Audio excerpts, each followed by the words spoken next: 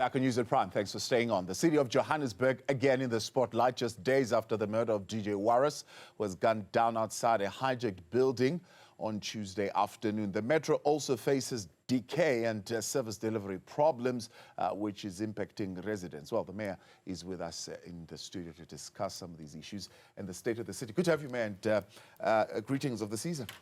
Greetings, Thabo, and to your viewers.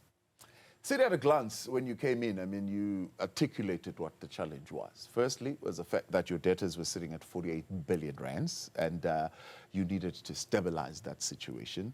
You were losing water at 226 milliliters per day. You were looking at unemployment rate of 32.5%, youth unemployment 46% of that, electricity losses 31%, your collection efficiency 84.3%. I mean, you articulated all these things. You say this is the base of what you need to fix in order for you to then begin to deal with all these other issues of inner city rejuvenation, in terms of hijacked buildings and so on and so forth, recreational facilities and improved service delivery. Where are you sitting when you look at those numbers today? Have you shifted anything? Well, the shift is not being as significant as we wanted it to be. On the water losses, we can really account for a shift in around 2%, which is quite insignificant considering that we're talking about almost 30, 60, 40% of water losses. So the shift is quite small. But what we have done, I think in this financial year, we are able to do about 84 kilometers of pipe replacement, which is helping us to try and reduce. The target, of course, is to reduce it by the end of the financial year to 10%. We think a reduction in 10% will be able to assist us to move much faster and save on the resources and reinvest them into the water business. Yeah. Electricity, similar, we're talking about 2% reduction. That was based on the reports of the last quarter, which is an indication that at least there's progress in the electricity business on reduction of losses. But we also need to accommodate the challenges that we have in terms of bulk purchases, which impact, of course, on the losses themselves. So we thought it's important that we structure our program on refurbishment of infrastructure to try and reduce. But there's also a constant program that we constantly implement, which is in relation to illegal connection on both water and electricity, which is helping us to achieve a reduction in the losses, because it also accounts for a significant number in that percentage. So those are some of the insignificant, as you put it. And the challenge is that to the people, what matters is the fact that their service delivery is inconsistent. And you know how many times you've been called out to Randburg and all these other places, Bedford View and the water. Well, it's not Utsekuruleni, but in other places as well, particularly in the city where you've been called. People are saying we have not had water in months. Well, and it's on and off, on and off, on and off. It's inconsistent for them in terms of service delivery. Ultimately, that's what people are interested in. Whether it's 2%, whether it's 1%, for them it's not that critical. No, I agree with Thabo. I agree with you, but you do know that it's a historical infrastructure challenges that we must continue to address.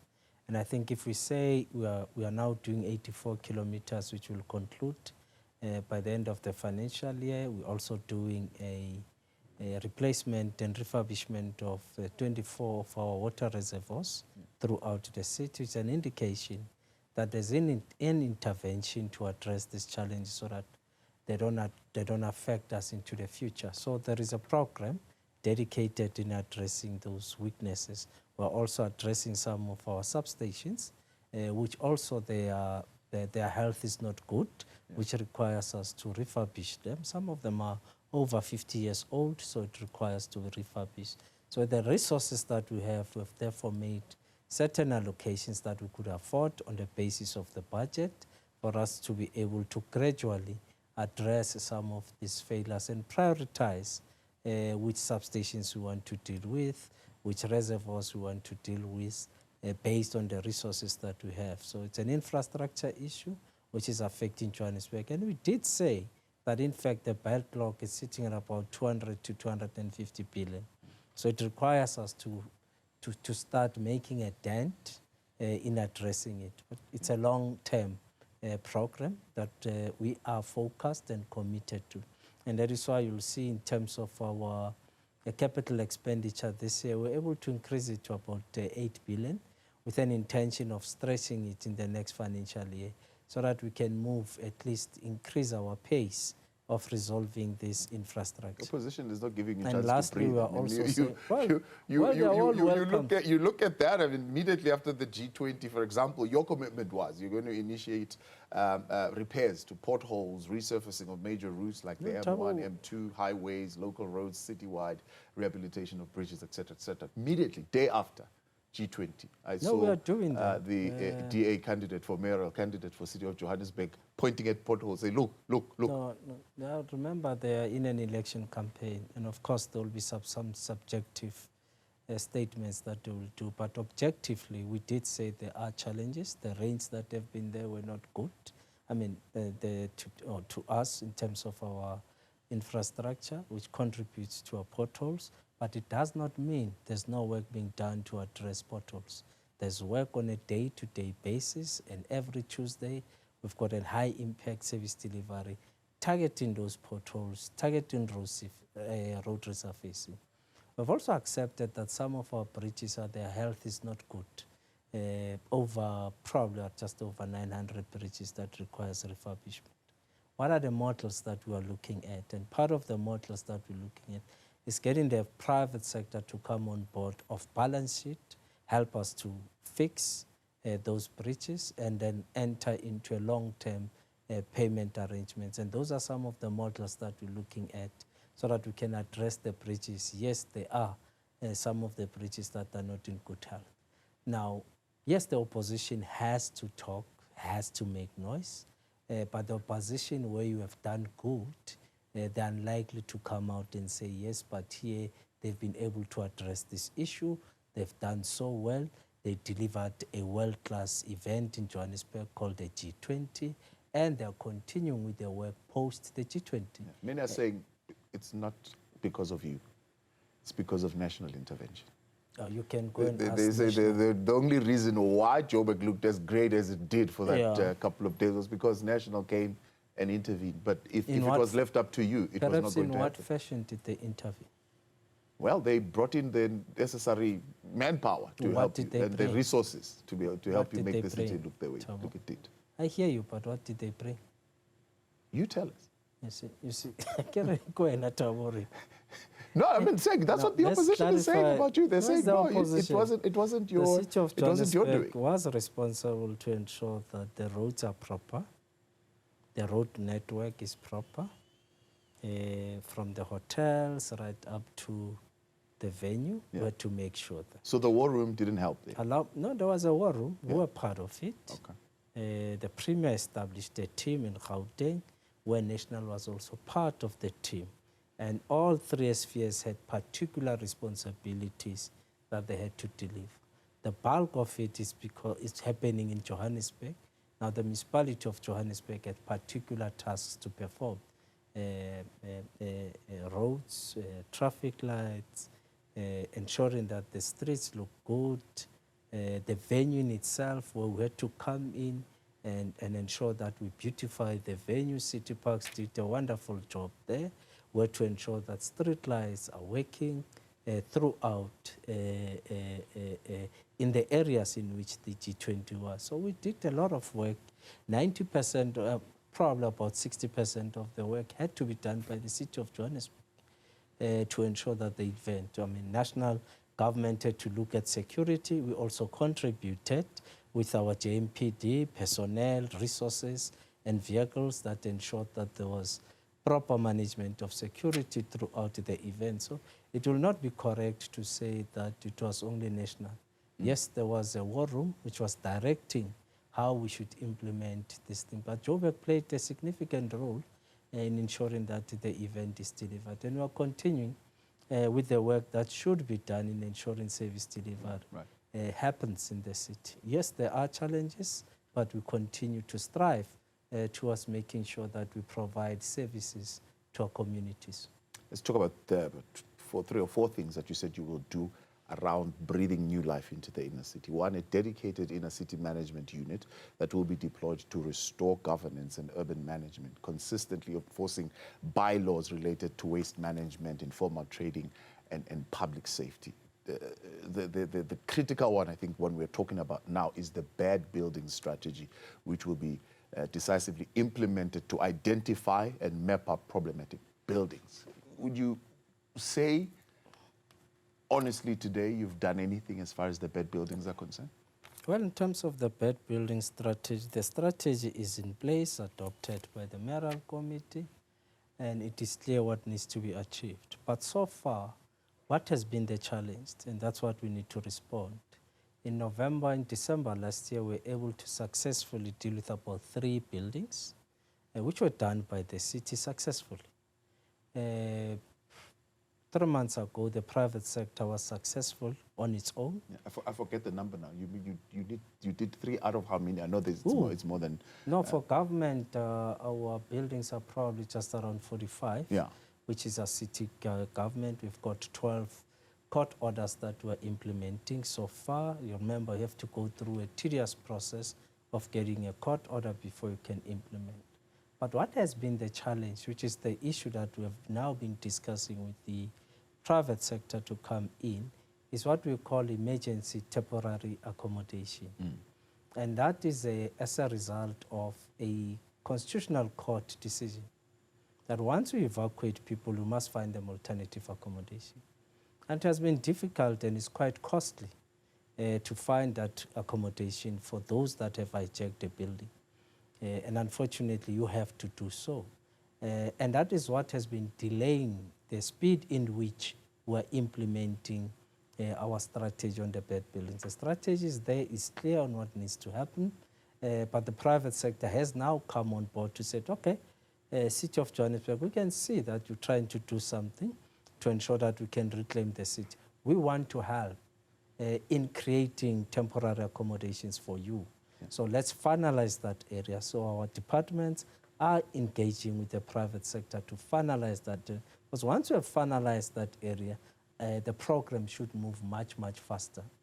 So private sector came in, they owned those 3 buildings.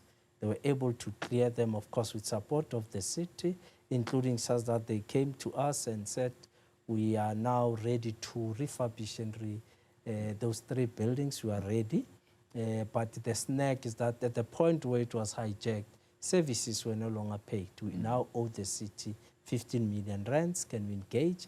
And the city said, once you are able to demonstrate the program of refurbishment of the building, we are gladly willing to write off. And I can tell you now the report came 2 weeks ago, and we were able to write off. What was the turnaround of that whole process, just on the 3 buildings? No, that process, I think the private sector took them also about 6 to 8 months for them to clear the way they managed to clear those buildings. And then they came to us and we said, we are ready to write off. And 2 weeks ago, we wrote off. And is that the estimated time that it will take? No, it's not necessarily. Or is it because it was still the first few buildings that you're dealing with? Is the process going to be much more? The conditions will be different. But once you have resolved the temporary accommodation, because it will become very faster. Because you know where you're taking the people to, and then you have the people who are ready with the money and the resources to refurbish. So it will be much easier and much quicker. But as long as we are still battling in finalizing temporary accommodation, we'll definitely have a bigger challenge, and the program will be slowed down as a result of that. Unless there was no constitutional court decision, the program would have moved much quicker and faster. Another bigger challenge is inner city traders, and they're putting you in court. You are saying, no, come verify yourself. You say at least only 90 or so people showed up in the 500 that were presented in court. They are saying, no, you're too slow with your verification process. There are 2,800, and I think you've only verified 160. What's the problem? No, we went through a process as instructed by the court. We were clear, we did it correctly. We ended up at 161 of those that were verified and cleared and eligible to trade in the spaces, and we allocated the spaces to them. We also issued out smart cards for those. But over and above, we had new applicants just over 1,500 of people who are saying, we want to trade, we want space. Back with you, and thanks for staying on. Of course, Mayor of Joburg, Dada Morero, still with us and discussing the year that was and the state of the city. You can't come and talk anywhere in the city of Johannesburg without this issue coming up, housing backlog. I mean, it's sitting at close to 500,000 households that need to be put somewhere. I mean, where are you in terms of social housing? Well, the backlog is quite huge, Thabo, and it's historical. I know that in the city, we're also still battling with the 96, 97 waiting list. It's a serious backlog. It's just over 300,000, which indicates, of course, that we've got a much bigger problem in providing what we call RDP houses or giveaways. And we continue to try our level best to do some of the projects. I think currently we're running about 3 mega projects, mixed housing developments in Johannesburg, Flairwolf, Luferein, and the new one being the Southern Farms, and a smaller scale of 8,000 properties in Tanganani, just around Deep Slot area. And we continue to do so, and you'd know that the city has to ensure that it does a particular portion in the housing areas, budget for a particular portion, but the bulk of the money comes from provincial and national, which is for your top structures. And they have to go through a process of approving beneficiaries and all that stuff. But the reality is that we are not doing well in Gauteng general in terms of addressing the backlog. It's huge, and people continue to flock into the urban areas, and that will continue to pose a challenge for us. Yeah. We're hoping that with the interventions that we are doing now, and that is why we are now doing walk-ups, we're no longer doing freestanding RDP houses to try and address that backlog. It's huge, and we're trying our level best to reduce the backlog. Other provinces are probably sitting at the waiting list of 2010 or 5. We are still at 96, 97, which is an indication that the problem is much bigger in Gauteng, and this is a result also of the numbers of people that come and reside into our city. Safety in the city. I mean, crime. The latest DJ Warras issue is a big one. Well, condolences to the family, and I also visited the family to give them condolences and comfort them.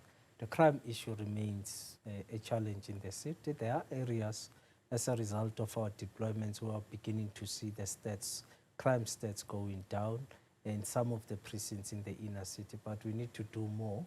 But the city alone will not be able to succeed. We require the South African Police Service, to also help us to come on board and assist us in dealing with crime. And also communities must also participate, whether through CPFs or any other form, to help us push back against crime.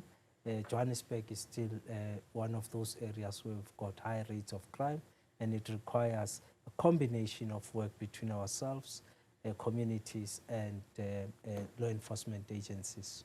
Your Joburg City Safety Strategy, I mean, how far have you gone in implementing that as an integrated multidisciplinary Well, the safety strategy does speak about bringing all law enforcement agencies together, targeting particular precincts, and one of the things we wanted to do was how to optimize the work of the Johannesburg Police Department and ensuring that in every ward there's real visibility of the JMPD, there's visibility of our health inspectors, building control inspectors, because all these things contribute to the levels of crime and lawlessness. And unless we intervene on issues of health, ensure that everybody complies with health standards, complies with building control, and of course dealing with crime itself. The strategy is clear. We're doing everything that we can, but of course there are weaknesses. That is why you would want the SAPS to come on board to help us. I think last week there was also a successful operation to try and deal with counterfeit goods in Johannesburg, which went well, and we're still pleading with the Minister of Police that we need those projects or programs, operations and rates to be consistent, Because once it's a once-off and you stay for another 3 months, it's likely to come back. So we need to be consistent so that you know that in Johannesburg you can't operate in counterfeit. So those are some of the things that we're trying to push, but we're quite excited with the support that the minister gave us in terms of dealing with counterfeit, but we want it to be consistent. May I appreciate your time. Thanks so much for coming in. We wish you all the best for the holidays and the new year. Merry Christmas to you. Merry Christmas.